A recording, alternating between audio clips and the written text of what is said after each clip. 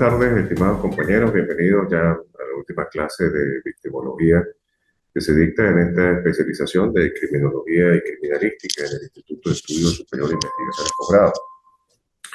Yo había hablado con ustedes en la anterior clase y pues, referíamos sobre la importancia del estudio de esta ciencia, más bien, que forma parte de la criminología y como toda ciencia social, pues busca el porqué del comportamiento de un sujeto que lo predispone a convertirse en víctima de un hecho punible. Hoy vamos a hablar sobre el proceso de revictimización. Una de las doctrinas, la doctrina especializada en este tema, al referir sobre la forma como debe realizarse o analizarse el proceso de revictimización que ocurre en la víctima como un sujeto agredido, independientemente de la naturaleza del delito. O sea, hablamos especialmente de aquellos delitos donde se imprime una violencia física y que tiene un gran impacto en la psiquis del sujeto. Hablamos, por ejemplo, de los delitos de violencia sexual, que evidentemente allí la víctima, al revivir, al momento de explicar lo que ha ocurrido en el escenario, recordemos que este tipo de delitos son intramuros, es decir, ocurren en un espacio cerrado donde tanto la víctima como el victimario pues son, digamos, los que conocen de manera directa y prácticamente los únicos que conocen lo que realmente ocurrió en un momento determinado en este tipo de agresión de violencia sexual. Una de las primeras formas de clasificar el proceso de revictimización, hablamos del primer grado o proceso de revictimización primaria. Allí ocurre evidentemente cuando el sujeto pues sufre de manera directa la agresión. Evidentemente cuando hablamos de delitos como estafa, como robo, como hurto, eh, por supuesto en los homicidios, ¿no? Cuando la persona ha fallecido, pues en su núcleo familiar directo es la persona que debe considerarse como víctima, porque pues la que tiene un impacto desde el punto de vista emocional por la pérdida de su familiar o de su ser querido que ha sido objeto de una agresión física que ha causado el fallecimiento de esta persona. Entonces, evidentemente, cuando hablamos del proceso de revictimización de primer grado o primaria, nos referimos de manera directa a la agresión que sufre el sujeto. Es la agresión en sí misma, la convierte como tal en víctima a este individuo. Mientras que cuando hablamos de una revictimización de segundo grado, nos referimos especialmente cuando la víctima que ha sido agredida al momento de dirigirse a los órganos de seguridad,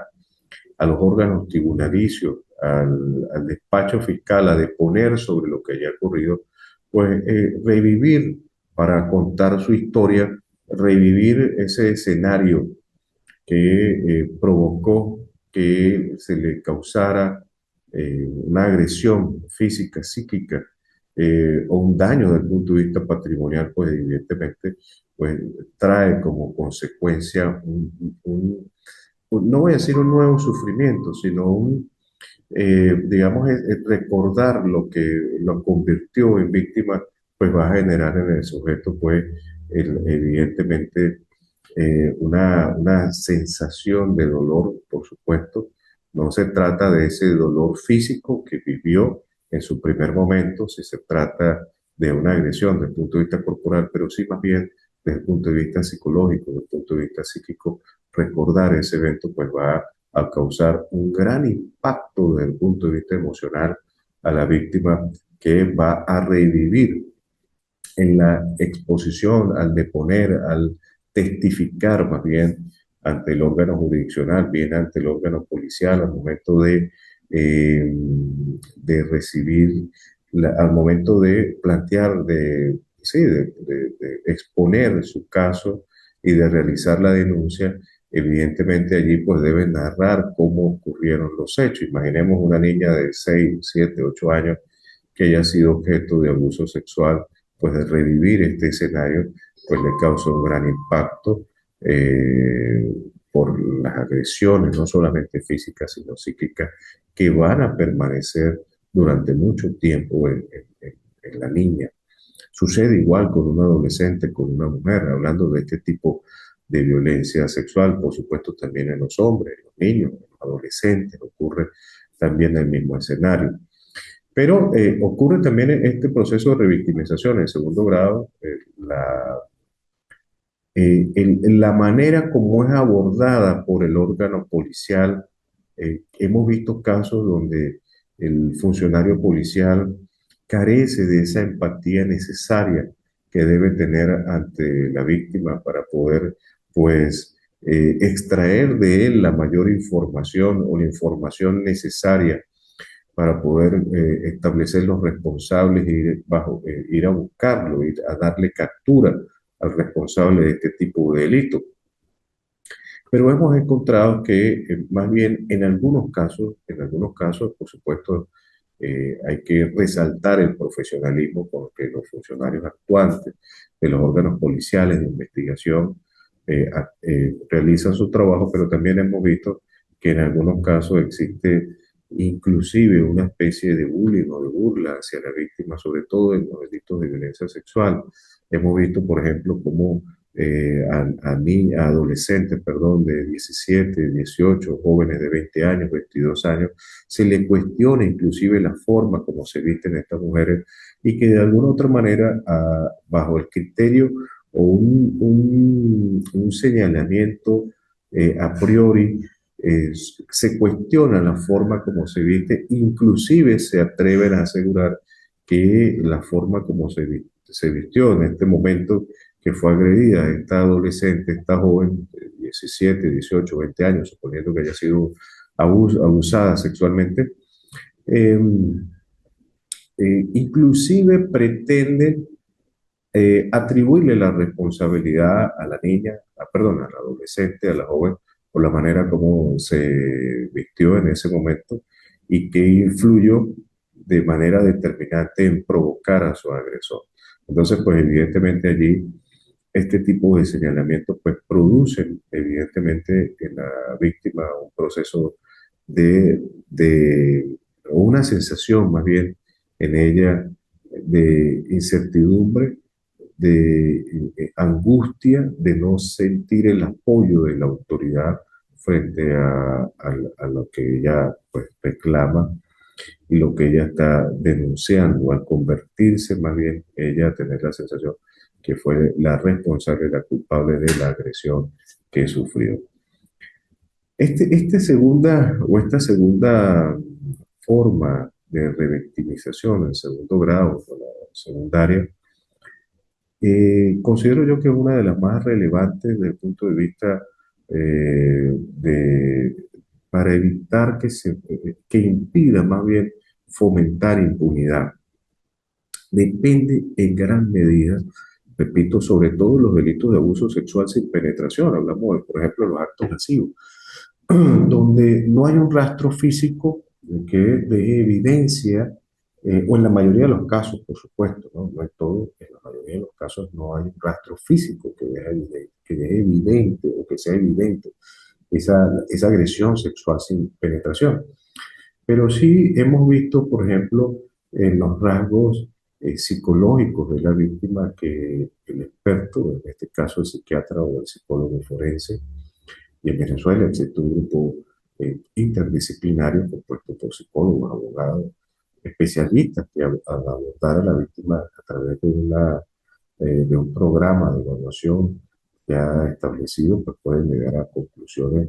ciertas, claras sobre esa posible agresión, sobre la existencia de esa agresión a través de los síntomas psicológicos que presenta la víctima, por ejemplo, shock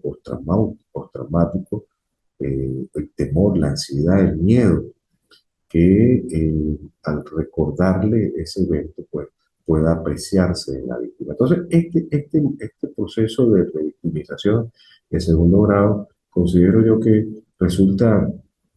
debe manejarse con extrema cuidado, porque allí depende evidentemente identificar al agresor y darle captura a este, de manera de que no se escapen detalles que sean importantes, necesarios al momento de iniciarse la investigación, de esclarecer los hechos, las circunstancias, el lugar y el momento donde, hablando de espacio y tiempo, donde ocurrió esta agresión y que permita a los funcionarios policiales capturarlo. Y en el órgano jurisdiccional, hablemos del despacho fiscal y el tribunal, también resulta importantísimo en la manera como se aborda a la víctima, porque de su testimonio va a depender eh, llevar el convencimiento al juez sobre la responsabilidad, la autoría del sujeto de las cuales se está señalando como autor de un delito, especialmente en los casos de violencia sexual. Y el tercer tipo de revictimización o revictimización terciaria tiene que ver con la estigmatización. Y me quedo aquí anclado con el tema de la violencia sexual. Hemos visto cómo durante muchos años en los centros penitenciarios,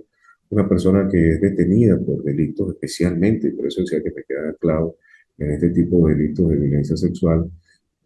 pues siente un gran temor. Sabemos que los derechos del,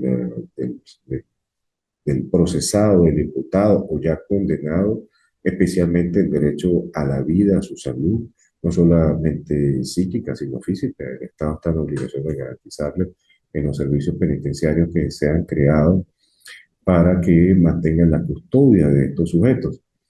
Pero hemos visto que allí existe una especie de estigmatización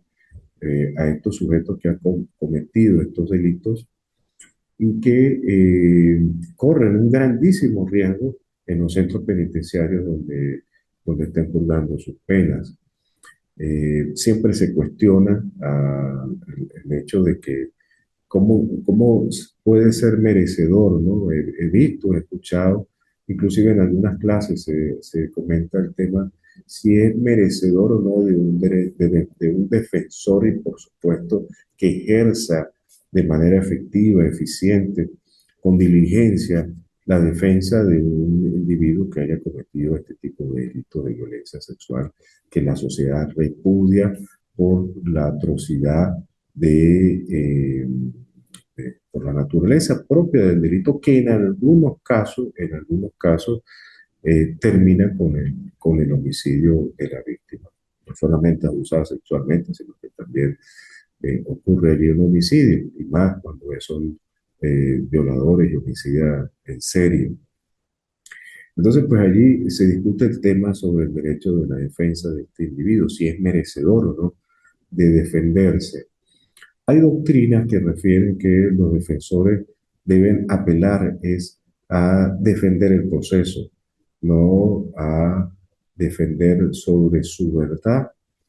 sobre las circunstancias de cómo ocurrieron, sino defender dentro de la estructura procedimental de lo que significa un proceso de carácter penal. Entonces el defensor allí lo que está haciendo no es defender o justificar su acción en un supuesto que esté evidentemente confeso este sujeto y realmente la defensa debe centrarse en la protección y garantía de los procesos que permita, evidentemente, este sujeto pues sea merecedor, evidentemente, de la pena que corresponda, pero bajo las garantías procesales. Pero también ocurre la estigmatización de los familiares, también ocurre la estigmatización de los familiares de estos sujetos que han sido condenados especialmente por estos delitos, donde nosotros vemos que en los sectores donde vive, pues hay un repudio, un rechazo importante hacia la familia, que evidentemente no tiene responsabilidad ni culpa sobre lo que ha ocurrido o lo que hizo este individuo. Y eso es lo que esta ciencia, victimología, pues se encarga de estudiar. ¿Y por qué es importante este estudio? Porque permite que las políticas de Estado que van dirigidas a garantizar los procesos judiciales, especialmente de las víctimas, pues sean eficientes, eficaces y permitir que haya o que no haya más bien impunidad dentro de la sociedad y que el castigo sea merecedor, perdón, sea suficiente para dar digamos, esa sensación a la víctima que evidentemente ha tenido justicia. El Estado venezolano, en este caso, a través del proceso judicial, a través del sistema de justicia, pues ha sido garante de su proceso como víctima, se ha reivindicado y se le ha restituido los derechos que en algún momento se le hayan vulnerado a esta víctima, eh, con el propósito de resarcir, por supuesto, el daño que se le haya infligido. Bueno, vamos a dar la clase de hoy hasta aquí. Quiero desearles una feliz tarde, por favor. Recuerden que hasta mañana, sábado 30 de noviembre, tienen oportunidad de presentar las actividades. Eh, Está mi correo electrónico y mi número de teléfono allí en la plataforma de la universidad, de manera que si tienen alguna duda, pues puedan comunicarse con mi persona. Que tengan un feliz fin de semana.